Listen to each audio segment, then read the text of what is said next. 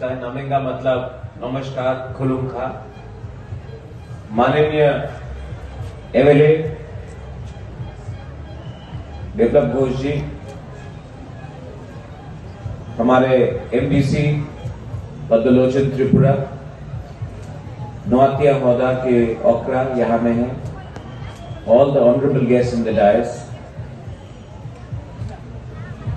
अंग्रेजी कौशल्या, मैं ज्यादा बात नहीं करूंगा। आज अगरतला में हमारा रैली था और मैंने अपने नौकमा को कमिटमेंट दिया था कि अगरतला में बड़ा रैली जो भी हो, मैं यहाँ आके अपना लास्ट डे जो वांगला फेस्टिवल है उसमें मैं आऊंगा, और ये मेरा कमिटमेंट था और मैं आया हूं। गलाई हम्बाई मिथिला, हमको आपने निमंत्रण किया।